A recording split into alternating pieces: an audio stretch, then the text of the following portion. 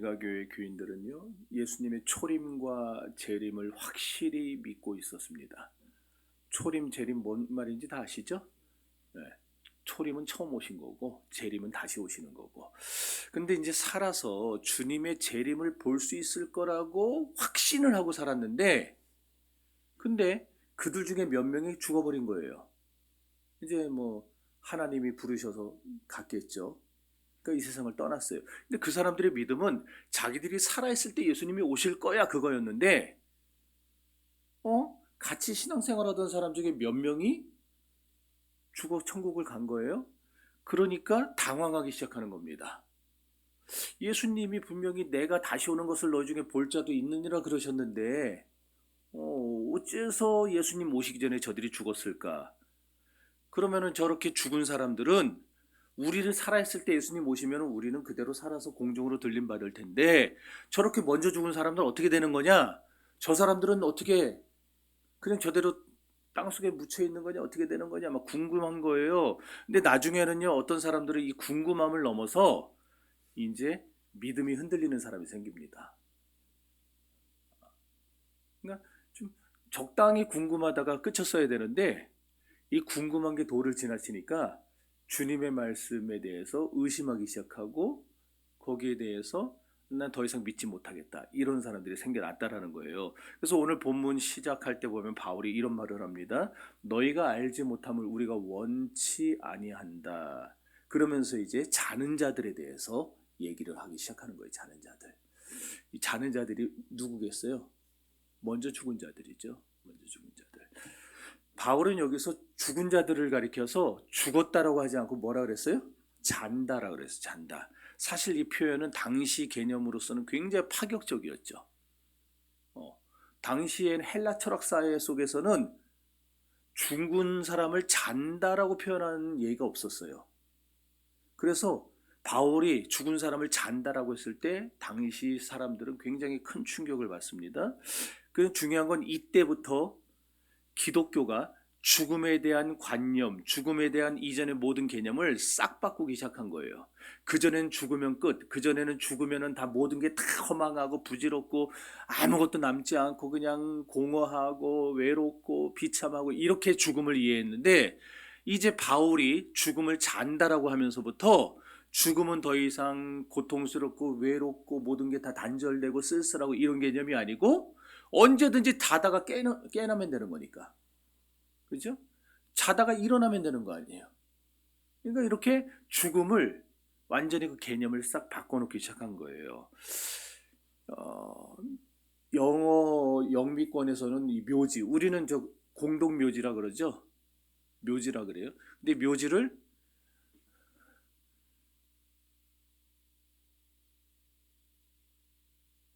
세메테리인가요? 묘지가? 네? 세머터리, 예. CEMETERY, 세머터리. 아, 내가 낮에 영어로 공부해가지고 밤에 약해요. 자, 이 묘지, 이 세머터리가 뭔 뜻이냐면은 자는 자들의 장소란 뜻이에요. 자는 자들의 장소. 우리는 묘지는 뭐예요? 죽은 사람들의 장소잖아요. 근데 기독교 사회에서는 묘지를 뭐라 부르냐면은 잠자는 사람들이 모여 있는 장소. 그럼 언제든지 저 사람들은 다시 깨날 것이다. 그 언제예요? 예수님이 이 세상 다시 오실 때 저 사람들은 다 일어날 거야, 깨어날 거야. 이게 기독교 사회의 그 죽음에 대한 이해고 관념이라 이 말이에요. 근데 사실 이 표현은 바울이 처음 쓴 건가요? 사람이 죽은 걸 보고 잔다 그런 게 바울이 처음 한 말이에요? 아니죠. 예수님이 하셨죠. 예수님이 언제 하셨어요? 그렇죠. 요한복음 11장에서 나사로를 가리켜서 사람들은 나사로가 다 죽었다 그랬어요. 나흘이 지나가지고 이제 썩어서 냄새가 납니다 그랬어요. 근데 예수님은 무슨 소리냐, 저가 죽은 게 아니라 잔다 그랬어요. 잔다. 자, 조금 아까도 얘기했지만 나사로가 죽어서 3일이 지났어요. 유대인들은 3일 동안은요, 천사가 그 사람 주변에 있다가 간혹 가다가 그 죽은 사람의 영혼을 다시 집어넣어 준다라고 생각을 해요. 그래서 예수님이 일부러 4일 동안 기다렸다 가신 이유가 그런 유대인들의 잘못된 생각을 깨뜨리기 위해서 예수님이 일부러 4일 동안 지체하시고 4일째 된 날 가신 거예요. 근데 갔을 때 마르다가 이제 예수님 오신다는 소리를 들었죠. 그럼 이제 막 뛰어나왔어요. 버선발로, 우리말로 버선발로 뛰쳐나왔어요. 예수님 맞았어요. 이게 얼마나 훌륭한 믿음의 행동인지 몰라요. 여러분들은 그게 무슨 믿음의 행동이냐 그러겠지만은요. 예를 들어보면 제가 부목사 시절에 다른 교구 목사님이 휴가를 이제 해외를 간 겁니다. 오랫동안 이제 계획을 하고 가족들이 해외를 한 번도 못 나가봤기 때문에 열심히 저기 모으고 모아가지고 해외여행을 갔어요. 휴가 때. 근데 하필 그때 장례가 난 거예요. 갔는데. 근데 심지어 장례가 난 집도 교회에서 꽤 끝발을 날리는 분의 집에서 장례가 났어요. 이제 연락을 해줬죠. 어쨌든 알아야 되니까 문자를 주고 이제 전화를 해줬어요. 근데 그 목사님이 이제 그 문자를 보고 그분한테 전화를 건 거예요. 죄송합니다. 제가 지금 여차여차해서 이렇게 해외에 나와 있어서 장례를 못 갔습니다. 죄송합니다. 그러니까 이제 그분이 아유 괜찮아요, 괜찮아, 다 이해한다고 그냥 잘 지내시다가 나중에 서울 와서 봅시다 그랬어요. 그냥 넘어가는 줄 알았습니다. 근데 이분이 시간이 지나면서 섭섭한 거예요. 그래서 그 부부가 돌아다니면서 어떻게 된 게 교구 목사가 장례도 하나 보냐고. 요즘 목사들은 다 아주 그냥 옛날 같지가 않고 요즘 목사들은 못 쓰겠다고 이러고 다닌 거예요. 담임 목사님 귀에 들어갔어요. 그리고 계속 그 얘기를 듣는 사람들이 맞장구를 치는 거죠. 그러게 말이야. 나도 이제 우리 교구도 말이야 막 이러면서만 맞장구를 막 친 거예요. 그러니까 이분이 휴가를 이제 다녀와서 계속 들릴 거 아니에요. 그 소리가. 그러니까 결국 6개월을 못 버티고 사표 내고 나갔어요.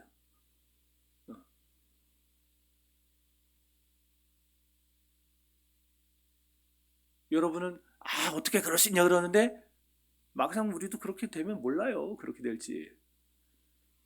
그게 보통 사람들의 모습이잖아요. 근데 마르다는 예수님이 나사로하고 보통의 관계도 아니고 평소에 나사로를 뭐라 불렀냐면 나의 사랑하는 자라 불렀어요.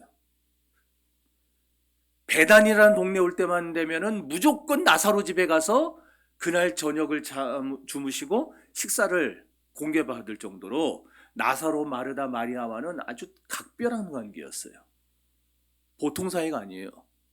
그런데 자기들이 그 긴급할 때 예수님더러 사람을 보내서 좀 제발 좀 와달라고 우리 오빠가 죽게 생겼다고 했는데 예수님이 3일 동안 충분히 올 수 있는 거리였는데 3일 동안 안 오다가 4일째 됐는 날 오신 거예요. 죽어버린 다음에.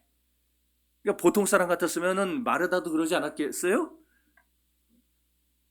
그렇게 와달라고 할 때는 콧배기도 안 비치고 이제서야 나타났다고.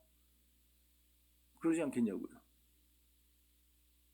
그러니까 마르다가 지금 예수님을 버선발로 뛰쳐나가서 맞이한 건 이거 어마어마한 믿음이에요. 이거는 자기의 그 모든 생각과 섭섭함을 다 내려놓고 예수님을 맞이했다는 것은요. 그래서 마르다가 그렇게 고백하죠. 요한복음 11장 22절입니다.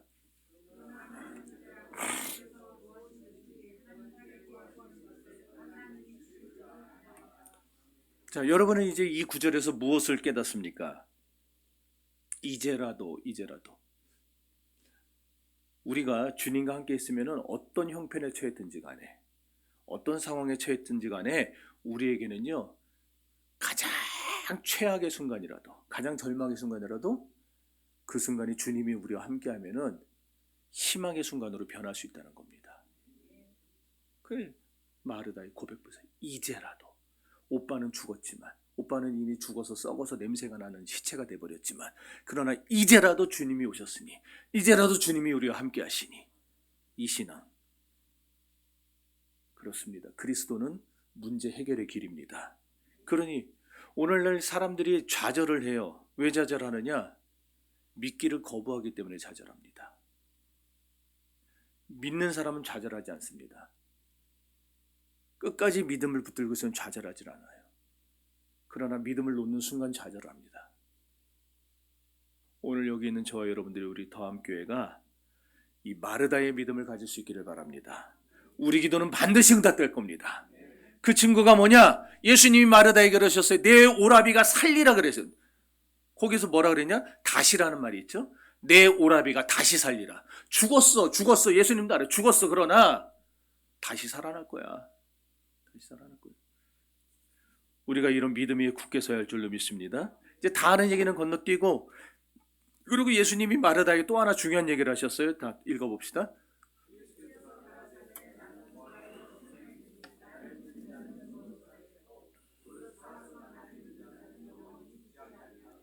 아멘. 여기서 주님이 두 가지 진리를 말씀하셨어요. 하나는 죽은 자의 부활이죠. 나를 믿는 자는 죽어도 살겠고, 죽은 자의 부활입니다. 또 하나는 살아서 주님을 믿는 자는 영원히 죽지 않는 영생에 대해서 지금 얘기를 하고 있어요. 두 가지, 부활과 영생을 지금 말하고 있어요. 여러분, 서울거리로 활보하는 사람들 얼마나 많습니까? 그죠? 지금 저 뭐 시흥사거리나 뭐 이렇게 좀 유흥가 쪽 어디 저 가산동 오피스텔 있는데 거기 가면 얼마나 많은 사람들, 얼마나 많은 젊은이들이 지금 막 돌아다니고 있겠어요. 그런데 엄격히 말해서 그 사람들은 대부분은 다 뭐냐? 살았으나 죽은 사람들이죠. 살았으나 죽은 사람들. 왜 살았으나 죽었다 그랬을까요, 제가? 네, 그 안에 예수의 영이 없으니까. 살아있지만 죽은 사람들이에요. 성경은 그런데 죄의 값은 사망이라고 했어요. 죄의 값은 사망. 나를 믿는 자는 죽어도 살겠고 살아서 나를 믿는 자는 영원히 죽지 아니하리라. 이 그리스도를 영접하는 것은요, 도덕적인 개혁을 말하는 게 아닙니다. 예수를 영접한다는 건 새로운 탄생이에요. 예수를 영접한다는 건 새로운 생명이 시작되는 것을 의미합니다. 그래서 예수님 분명히 우리에게 약속하셨어요. 살아서 나를 믿으면 영원히 죽지 않을 거야. 약속하셨어요. 이것은 우리 인간들에게 있어서, 저와 여러분에게 있어서 가장 영광스러운 약속입니다. 저와 여러분은 살아서 예수를 믿었잖아요. 그럼 우리는 분명히 부활할 겁니다. 그리고 또 하나, 살아서 믿었기 때문에 우리는 뭘 봐요? 영생을 맛보게 될 겁니다. 굉장히 영광스러운 약속을 지금 하신 거예요. 우리는 주님이 운명하시던 날 한편 강도에게 하신 말씀을 기억하죠. 그 편 강도에게 예수님이 그러셨어요. 내가 오늘 나와 함께 낙원에 있으리라. 거기 보면은 오늘 나와 함께, 오늘이라고 그랬어요. 오늘. 미래의 먼 훗날에 이루어질 모호한 얘기를 하신 게 아니에요. 언젠가 나와 함께라 그러지 않았어요. 내가 죽고 너도 죽고 오늘 우리가 죽으면은 우리는 오늘 같이 하나님 나라에 가 있을 거야. 그 얘기를 하시는 거예요. 현재에 대한 확고한 진실이죠. 마찬가지입니다. 저와 여러분의 육신이 이 세상에서 숨이 다해서 끊어질 때,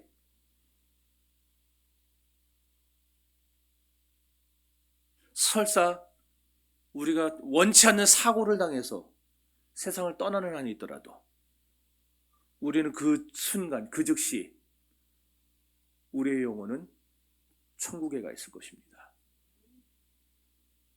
그러기에 기독교인의 장래에는 두 가지 감정이 다 들어있어요. 하나는 슬픔이고 또 하나는 기쁨입니다. 무슨 소리입니까? 사람이 죽었는데 뭐가 기쁩니까? 물론 사랑하는 사람이 세상 떠나면 우리 마음속에서 슬픔이 복받쳐 오르죠. 막 가슴이 찢어지듯 아픈 게 현실입니다. 사실이에요. 사랑하는 사람이 세상을 떠났는데 아픔을 못 느낀다. 그건 뭔가 이상한 사람이에요, 분명히. 그러나 동시에 우리는 사랑하는 사람이 이 고통의 세상을 떠나서, 이 질고의 세상을 떠나서 지금 아버지 품 안에 안겨 있을 것을 바라보기 때문에, 그리고 그 사람을 언젠가 다시 만날 날이 있다는 걸 우리는 알기 때문에 비록 찢어지는 아픔을 느끼면서도 우리는 다른 한편으로는 기쁨의 마음이 있는 거예요. 이 고통의 세상을 떠나서 눈물도 탄식도 비애도 아픔도 고통도 없는 저 천국에서 아버지 품 안에 안겨 있구나. 그걸 생각하니까 위로가 되고 기쁨이 되는 거예요. 영어 성경 중에 NIV라고 하는 게 있어요. 아마 보셨을 거예요. 또 NASV라고 있어요. NIV는 New International 버전, NASV는 New American Standard 버전인데 조금 번역이 다른데 둘 다 똑같이 웹트라고 썼어요. 예수님이 우셨다. 나사로가 그 죽어서 무덤에 들어있는 현장 속에서 예수님이 그 모습을 바라보면서 우셨다. 그렇게 돼 있어요. 근데 우리 성경에 현대인의 성경 같은 거 있죠. 우리 한글 성경제 번역본 중에 현대인의 성경이라고 있어요. 그거는 굉장히 아무튼 성경을 이 예전의 문체로 번역한 게 아니고 요즘 애들이 이해하기 쉽게 그냥 막 현대적인 말로 번역을 해놓은 책이 있어요. 영어 성경도 그런 게 있어요. CEV라고 하는 컨템포러리 잉글리시 버전이라고 하는. 거기 보면은 뭐라 됐냐? 예수님이 단순히 운 게 아니고 크라잉 했다 그랬어요. 울부짖었다고. 그러니까 예수님도 사랑하는 사람이 죽음 앞에서 우셨어요. 그러니 우리도 안 울겠냐고, 우리도 안 슬프겠냐고요. 그래 우리도 사랑하는 사람이 죽으면 슬프잖아요. 아프잖아요. 왜 우셨을까요, 예수님이? 물론 말씀드린 대로 슬퍼서 우셨겠죠. 근데 또 하나의 이유가 있어요. 나사로가 이제 예수님이 살려낼 거잖아요. 그럼 살려내면은 나사로가 지금 아버지 품에 가 있다가 다시 와야 되잖아요, 이 세상으로. 그 이 세상에 다시 와서 나사로가 살아가야 될 것을 예수님이 바라보니까 슬픈 거예요. 그랬다고 이제 해석을 하는 거예요. 뭐가 됐든지 여러분이 뭔 해석을 받아들이냐 아무 상관도 없는데, 근데 이제 그렇게 해석을 하는 이유는 또 뭐냐? 어떤 권사님이 중보 기도할 때마다 꼭 마지막에 그런 기도를 하는 거예요. 지금 제가 구한 것이 혹시나 하나님께 최선의 길이 아니면은 들어주지 마세요. 그렇게 기도하는 거예요. 실컷 예를 들어서 실컷 우리 위성리 권사님에서 제가 중보를 하고 기도하고 축복해 주소 해놓고 지금 기도한 게 하나님 뜻에 맞지 않으면, 하나님께 최선이 아니면 안 들어주셔도 됩니다. 그러니까 뭐가 되겠어요 그러면은. 그죠? 기분 참 묘하겠죠? 그냥 목사님이 그 얘기를 들었어요. 그래서 권사님을 부른 거예요. 왜 기도를 그렇게 하십니까? 그랬더니 권사님이 하는 얘기가, 목사님도 아시다시피 남편이 오랫동안 병을 앓지 않았습니까? 그러다가 결국 의사가 마지막이라고 임종 준비하라고 해서 그때 가족들이, 자녀들이 엄마는 기도하는 사람인데 아빠 위해서 한번 기도하라고 아빠가 살아나게 기도하라고 그래서 이 권사님이 정말 하나님 앞에 간절하게 기도했는데 하나님 들어주셨는지 살았어요. 그리고 9년을 더 살았어요. 9년을 더 살고 갔어요. 근데 자기들은 기뻤다는 거예요. 너무 기뻤대요. 남편이 다시 살아나고 아빠가 다시 살아나니까 자기 가족들 너무 기뻐서 9년 동안 참 좋았는데 남편이 9년 뒤에 세상을 떠나면서 그러더래요. 난 9년 동안 너무 고통스러웠다고. 너무 힘들고 아프고 내가 그냥 9년 전에 하나님 나라 가는 게 좋았었는데, 그 얘기를 하고 남편이 갔어요. 그러니까 권사님이 그때부터 나에게는 좋을지 몰라도 저 사람에게는 안 좋을 수도 있겠다. 그 생각이 들으니까 다른 사람을 위해 열심히 중보기도 해놓고 마지막에 혹시 하나님께 최선이면 들어주시고 하나님께 최선이 아니면 안 들어주셔도 됩니다.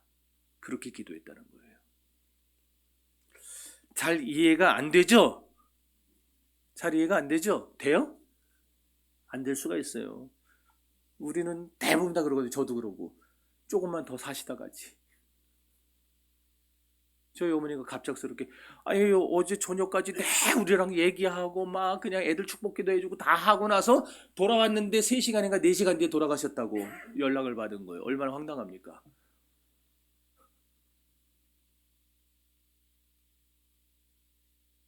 그래서 그런 생각이, 조금만 더 사시다 가시지. 조금만 더 사시다 가시지. 내가 엄니한테 막 큰 소리 치고 막 화낸 거, 그것도 좀 회개하고 그런 시간도 좀 갖고 이렇게 우리가 우리 주변에서 사랑하는 사람이 세상을 먼저 떠나면 가슴이 찢어지는 게 정상이에요. 그런데 아까 권사님의 얘기처럼 상대방의 그 당사자에게 있어서는 더 사는 게 고통스러운 일일 수도 있다, 이 얘기예요. 다만 우리가 주님이 천국에 대해 아시는 것처럼, 예수님이 천국에 대해 얼마나 잘 아시겠어요? 당신이 만드신 곳이니까 너무너무 잘 알겠죠. 제가 여러분의 집안의 구석구석을 어디 뭐가 있는지 모르지만 여러분은 알잖아요. 이렇게 생각만 해도 떠오르잖아요, 구조가. 예수님은 안 그러시겠냐고요. 당신이 천국을 만들었으니까 예수님은 천국 하면은 어디에 뭐가 있고 다 아실 거 아니에요. 그죠? 근데 우리는 몰라요. 근데 우리가 예수님처럼 그렇게 천국에 대해 잘 안다면은, 그리고 천국이 어떤 곳이라는지 우리가 예수님처럼 잘 안다면은 우리는 마냥 슬프지만은 않을 겁니다. 그러지 않을까요? 그러면 예수님은 왜 살아계실 때 천국에 대해서 자세하게 얘기를 안 해주셨을까요? 우리한테 야 천국은 이런 데야, 천국은 이렇게 좋아, 천국은 너무너무 끝내주는 곳이야, 우리한테 계속 얘기했더라면은 우리는 내 사랑하는 사람이 먼저 떠나도 크게 걱정 안 할 텐데, 그 좋은 천국 갔으니까. 그럴 거 아니에요. 근데 예수님 우리한테 천국에 대해서 자세히 얘기 안 해주셨을까요?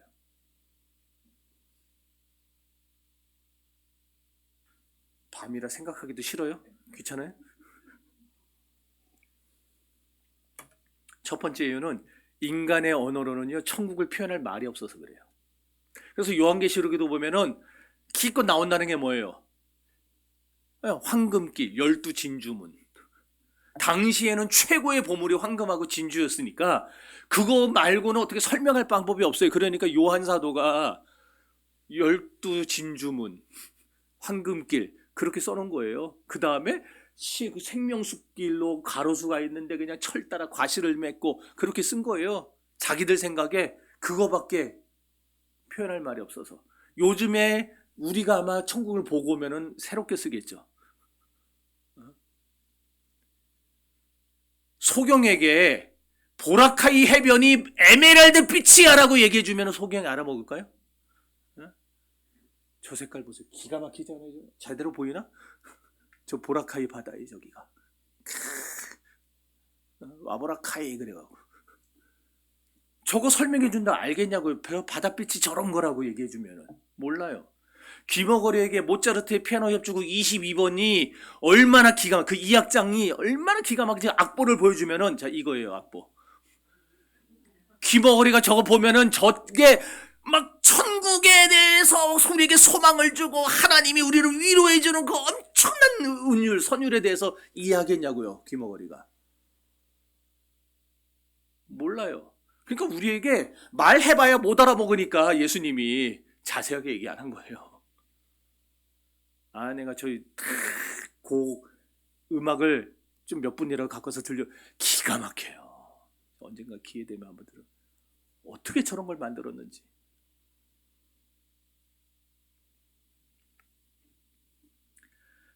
사도 바울 또한 오늘 본문에서 다가올 천국에 대해서 얘기하는 것이 참 무력하다, 내가 어떻게 표현할 방법이 없다, 이걸 바울도 인정을 해요.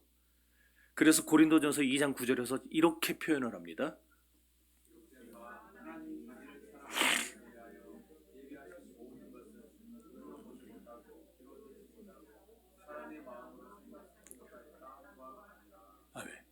왜? 우리는요 봐도 모르고 들어도 모르고 생각도 못해 천국이 얼마나 좋은 곳인지. 가봐야 알아요. 그래서 예수님이 자세하게 얘기 안 했다는 거예요. 두 번째 이유는 자세히 설명했을 때 정말 우리에게 3번, 4번, 5번, 6번 해가지고 우리가 이해할 정도로 자세히 얘기했을 때 혹시나 우리가 이 세상 삶이 주는 모든 긍정적인 요소를 다 놔버릴까봐.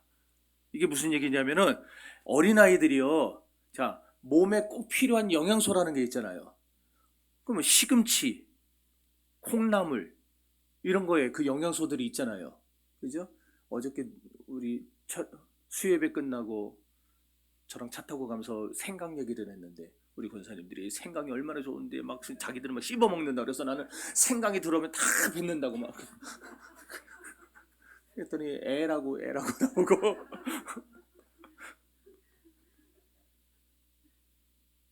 저도 어쩔 수 없이 모르고 씹었을 때는 어떻게 요만한 거는 삼켜요.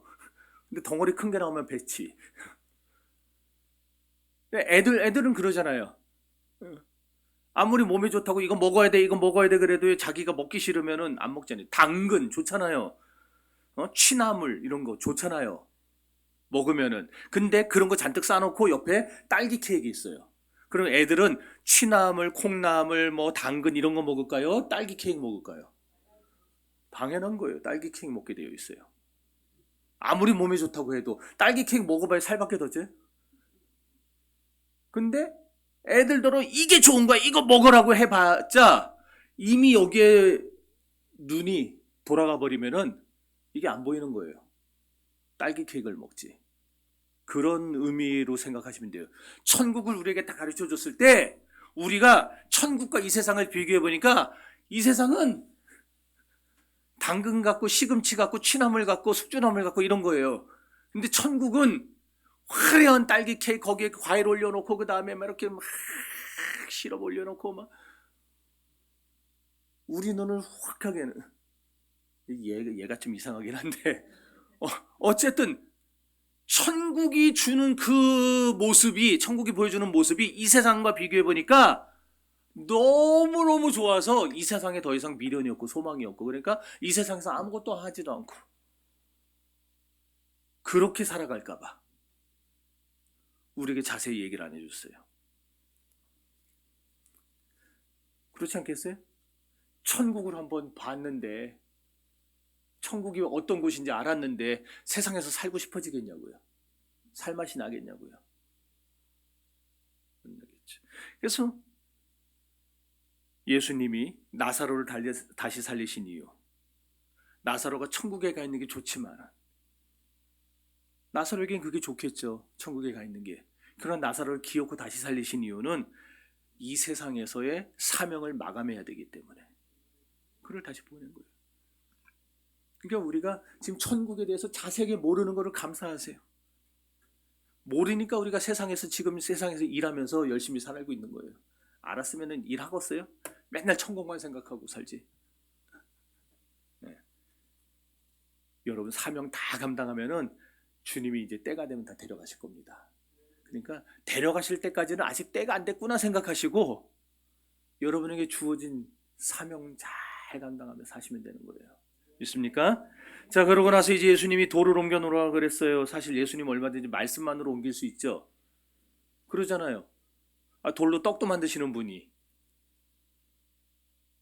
돌더러 저리 가 그러면 안 가겠어요? 돌이? 굴러가든지 어떻게 하든지 가겠지? 그러지 않겠어요? 근데 예수님은 당신이 하지 않고 사람들에게 돌을 치우라고 그래요. 여기서 깨달을 수 있는 게 뭐겠어요? 하나님은 일하는 사람들을 통해서 하나님의 뜻을 이루어 간다는 겁니다. 그래서 하나님은 게으른 사람과는요 전혀 맞지도 않고 하나님은 상관이 없어요. 게으른 사람들하고. 게으른 사람들은 깨달으셔야 됩니다. 얼마나 싫어서 구약에서부터 게으른 자들은 개미한테 가서 배우라고 그랬겠어요. 게으른 사람들은 먹지도 말라고. 차라리 죽어버리라고. 먹지도 말라고 그래요. 그러니까 여러분들 우리는요 세상에 사는 동안에 성실해야 됩니다. 그리스도인들은 근면해야 됩니다. 열심으로 일하다가 주님 나라 가야 되는 거예요. 믿습니까? 또 하나 이미 여러 번 말씀드렸지만 우리는 나중에 부활할 때 지금의 몸으로 부활할까요? 이 몸으로 저도 지금 벌써 제가 예전에 말씀드렸죠. 저 옛날에 진짜 피부가요. 요즘도 우리 권사님 제손 잡으면 어째 이렇게 곱냐 그래요. 옛날엔 더 끝내줬어요. 매끈매끈. 근데 저도 이제 이렇게 느껴져요. 세월의 흔적이. 그리고 이런 몸으로 부활할까요? 어떤 몸으로 부활할까요? 새 몸. 뉴프레시 새 몸. 그래요. 바울이 고린도전서 15장 50절에서 그렇게 말했어요. 혈과 육은 하나님 나라 이어받을 수 없다 그랬어요. 또 썩는 것은 썩지 아니하는 것을 유업으로 받지 못한다 그랬어요. 혈과 육은 우리 몸은 하나님 나라를 이어받을 수 없다. 그러니까 이 몸 갖고 천국 가는 게 아니라는 거예요. 천국 갈 때 우리 몸은 이 몸하고 틀려요. 우리 몸은 흙에서 왔기 때문에 흙으로 돌아갑니다. 그리고 부활할 때는 육체의 법칙에 적용되지 않는 우리가 알지 못하는 우리 송 집사님이 얘기한 새 몸으로 부활하게 될 겁니다. 그 새 몸은요, 천국에 있지만 이 지상에 있는 사람들의 말을 다 들어요. 에이, 증거 있습니까? 예수님이 나사로야 나오너라 그랬을 때 나사로가 어떻게 해요? 나왔잖아요.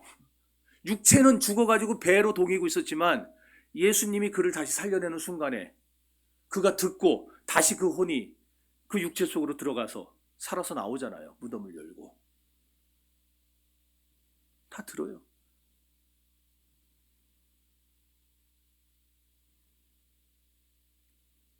여기서 하는 말 들어요. 그런데 거기서 하는 말 우리는 못 듣죠. 못 들어요. 이 세계가 다르니까. 그래서 누가복음 19장에서 19장이 몇 장이에요. 거기서도 부자와 나사로 얘기 나올 때, 거지 나사로 얘기 나올 때 부자가 아버지 아브라함이요, 저 나사로 시켜가지고 우리 가족들한테 가서 저기 나 여기 있는데 너희들은 나처럼 여기 오지 말라고 얘기 좀 하게 해달라고. 그랬더니 아브라함이 그러죠. 너와 우리 사이는 큰 구렁이 있어서 여기서 건너갈 수도 없고 거기서 우리한테 올 수도 없고 우리가 가서 전한다 한들 듣지도 않고 이미 그들에게는 수많은 선지자들이 있지 않느냐. 무슨 얘기? 성경이 있지 않냐. 성경을 보고 그들이 깨우쳐야지 여기서 가서 전한다고 될 게 아니다.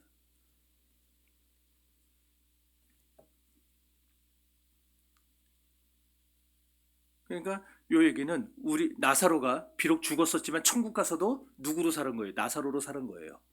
자기가 나사로라는 걸 알고 있어요. 그러니까 예수님이 나사로야 나오라나 그러니까 나오잖아요.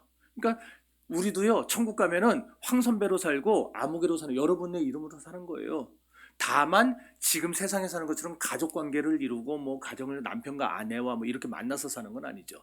새로운 영의 존재가 됐기 때문에 더 이상 결혼도 뭐 이런 것도 없고 그냥 거기서 우리는 다 부활체로서 이제 살게 되는 거예요. 그러나 내가 누군지는 아는 거죠. 그러니까 아브라함도 알아보고 다 알아보는 거죠. 거기 가면은. 어렵습니까? 아니 진짜 엄청나게 쉽게 하고 있는데. 자, 이제 아까 한 얘기로 다시 이제 돌아갈 거예요. 여기서 예수님이 죽은 나사로를 가리켜서 죽었다 그러죠. 잔다라 그랬단 말이에요. 잔다. 그리고 오늘 본문에서 바울이 죽은 교인들을 가리켜서 저가 죽은 게 아니라 잔다 그랬어요. 기독교인의 죽음이 바로 이런 겁니다. 죽으면은 다시 깨어나지 못하지만 자는 사람은 깨어날 수 있어요. 세상 사람들은 죽으면 다시 깨어나지 못한다고 여기기 때문에 만나지도 못한다고 여기기 때문에 통곡하는 겁니다. 통곡을 해요. 그래서 49제를 통해서 그 영은 극락에 들어가고 빌어주는 거예요. 다시는 못 만나니까. 근데 기독교인들은 그런 거 안 하죠. 기독교인들은 자는 거기 때문에 언제든 먼저 잠자는 것뿐이고 나도 언젠가는 잘 텐데 깨어날 날이 있을 것이고 깨어날 날에 우리는 다시 만난다. 그럼 그때 서로 알아보는 거예요. 가족을 이루지는 않지만 알아보는 거예요. 그러니까 우리에게는 죽음이 슬프지만 안 믿는 사람들처럼 과도하게 슬퍼하지 않고 너무 그냥 막 죽음 앞에서 마치 세상이 다 끝난 것처럼 그렇게 절규하고 절망하고 그렇게 하는 거는 기독교인들이 필요한 태도는 아니에요. 슬퍼하는 거는 어쩔 수 없죠. 슬퍼하죠. 그러나 우리는 슬퍼하는 중에도 위로를 받는 거예요. 슬퍼하는 중에도 소망을 갖게 되고 기쁨을 갖게 되는 겁니다. 그러므로 주님을 믿는 사람들은 소망 없는 다른 사람들처럼 무작정 슬퍼만 해서는 안 돼요. 이방 사람들은 죽음 앞에 절망하지만 주님을 믿는 사람들은 다릅니다. 어째서 다르냐? 이방 사람들에게도 소망이 없어요. 그러나 우리에겐 소망이 있기 때문에 같은 죽음 앞에서도 소망 없는 사람들처럼 살아서는 안 되는 겁니다. 우리가 어떻게 그런 확신을 가질 수 있는가? 그리스도께서 먼저 죽으시고 부활의 첫 열매가 되셨기 때문에 우리가 확신할 수 있는 거예요. 첫 열매가 나왔으면 두 번째, 세 번째 열매도 나올 거니까 우리도 주님 따라서 부활할 걸 우리도 그래서 확신할 수 있는 거예요. 예수님은요 하나님께 우리의 죄값을 다 지불하시기 위해서 하나님의 법대로 죽으셨습니다. 예수님은 죽음 속에서 모든 저주와 공포를 다 감당하셨기 때문에 주님을 따르는 신자들 또한 더 이상 죽음이 마지막이 아니고 잠자는 것처럼 바뀌게 된 거예요. 믿지 않는 자들에게는 죽음이란 대항할 수 없는 가공할 능력의 원수지만 그리스도인들에게는 죽음이 더 이상 두려움의 대상이 아닙니다. 한번 읽어봅시다.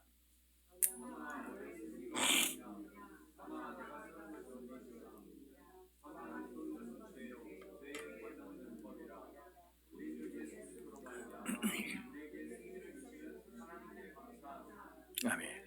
이제 예수 그리스도를 말미암아 믿는 사람들에게 있어서는 죽음이란 저주스러운 공포가 아니고 그냥 잠자는 것과 똑같은 그냥 일상적인 일이 되어버린 거예요. 그러니까 여러분 죽음을 너무 두려워하지 마세요. 오는 순서는 다 있지만 가는 순서는 없어요. 가는 순서는 없어요. 저희 어머니 낙골당에 제가 1년에 몇 차례 가보면은요, 거기에 2021년생도 있고요. 2021년생이면 3살, 4살이에요. 우리 아들, 딸하고 동갑내기들도 거기 있고요. 저보다 어린 사람들이요, 수도 없이 많아요. 저보다 어린 사람들이.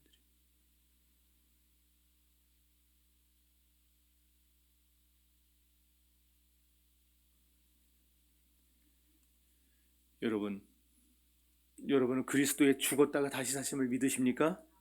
그렇다면 여러분은 죽는 게 아니고 예수 안에서 자는 자들이 된 겁니다. 중요한 거는 주님은 자는 자들을 데리러 언젠가 다시 오실 거라는 거예요. 죽은 자들을 데리러 오시진 않지만 자는 자들은 데리러 오십니다. 그리고 자는 자들과 함께 주님은 천국에 들어가실 겁니다. 그렇다면 이미 죽은 자는 그렇게 되고 그때까지 살아있는 자들은 어떻게 될 것인가? 그때까지 살아있는 자들. 자, 오늘 본문 다시 읽어봅시다.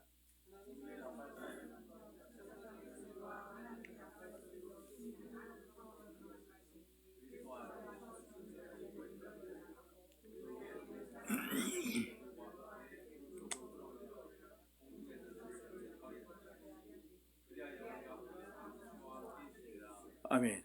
참 놀랍죠? 감격스러운 장면입니다.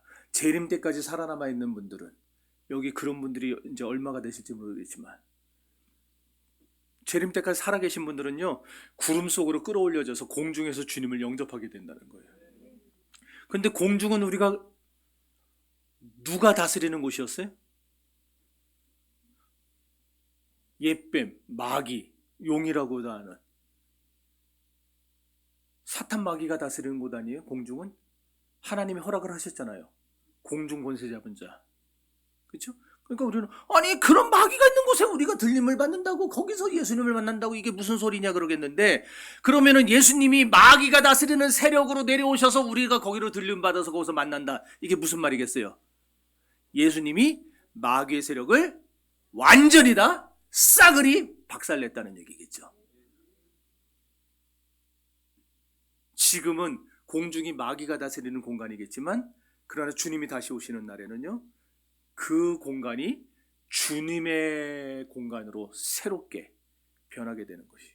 그래서 우리는 그곳으로 불림받아서 거기서 주님과 함께 어린 양 혼인잔치를 하고 천국으로 들어가게 되는데, 그 이후에 우리는 항상 주와 함께 있는다. 저기서 말한 대로 항상 주와 함께 있게 되는 거예요. 더 이상 할 말이 없죠. 신랑 대신 예수님과 함께하는 천국 생활 끝내주지 않겠습니까? 신랑하고만 있으면은 천국에 있어도 천국 생활이고 이 땅에 있어도 천국 생활 아니겠어요? 아닌가?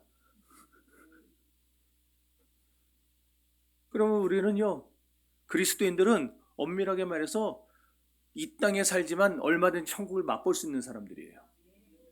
어떻게 해요? 우리 신랑 예수를 모시고 살면 되는 거니까. 주님 모시고 살면은 이 땅도 천국이 되는 거예요. 이 땅도 천국이 돼요. 네. 매일매일의 삶에서 주님과 함께 하시기를 바랍니다. 주님이 우리와 함께 하시면 우리는 담대하고 강하게 살 수 있어요. 그게 여호수아 1장 15절 말씀 아니에요? 내가 모세와 함께 했던 것 같이 너와 함께 있으리니 내가 너를 떠나지 아니하리니 강하고 담대하라. 두려워 말라. 내가 너와 함께 있으니라 그랬잖아요. 우리 주님과 함께 하면은요, 두렵지 않고 용기를 가질 수 있어요. 그리고 주님이 마태복음 28장 20절에서 그렇게 말씀하셨어요. 볼지어다 내가 세상 끝날까지 너희와 항상 함께 있으리라. 그렇습니다. 하나님은 우리와 함께 계십니다. 사랑하는 성도 여러분, 우리는 이 세상에서 영원히 사는 게 아니에요. 반드시 한 번은 죽습니다. 예외는 없어요. 누구든지 세상에 태어난 이상 반드시 죽습니다. 삼천갑자를 살았다 그런 동방삭도 난 보지는 못했지만 어쨌든 걔도 죽었습니다. 그 사람도 죽었잖아요. 그러니까 안 죽는 사람은 없어요. 진시황도 죽고 다 죽어요. 그러나 우리 믿는 신자들은 죽는 게 아니고 잠을 자는 겁니다. 자는 사람은 주님이 다시 오실 때 깨어서 공중에서 주님을 만나게 될 것이고 주님과 함께 영원히 사는 생활을 하게 될 것입니다. 이걸 믿습니까? 그러므로 이걸 믿는 신자에게 있어서 죽음이란 더 이상 두려움의 대상이 아니라고요. 주님 앞에 가는 거예요. 그러니까 우리는 죽음 앞에서도 언제든지 당당하고 승리가 넘치고 평안이 넘치는 자세를 가질 수 있는 겁니다. 그러니까 죽음을 두려워하지 마세요. 우리 권사님들. 죽음 두려워하지 마세요. 여기 젊은 사람들 죽음 두려워하지 마세요. 여러분의 평생에 주님의 선하신가 인자심이 여러분을 따를 것입니다. 그리고 마지막에 여러분은 주님과 함께 영원한 하나님 아버지의 집에 거하게 될 것입니다. 지금 주님은 뭐 하고 계세요? 천국에서 우리를 위해서 집을 짓고 계시다 그랬죠. 처소를 예비하고 계시다고. 그리고 때가 되면 우리를 데려다 다시 오실 겁니다. 여러분 이 말씀을 믿으십니까? 그렇다면 주님 다시 오실 때 공중에서 주님을 맞이할 것도 믿으십니까? 그래서 영원히 주님과 함께 살아갈 것을 믿으십니까? 그렇다면 이제 여러분은 죽음을 의연하게, 죽는 게 아니고 잠을 자는 거라고, 그렇게 의연히 죽음을 맞이할 수 있는 자세가 된 겁니다. 이제 그런 사람들의 입에서 나오는 소리가 뭐겠습니까? 마라나타, 아멘 주 예수여 오시옵소서. 언제나 주님의 재림을 준비하며 주님의 이 땅에 다시 오심을 기대하며 사모하며 살아가는 저와 여러분들 되시기를 바랍니다.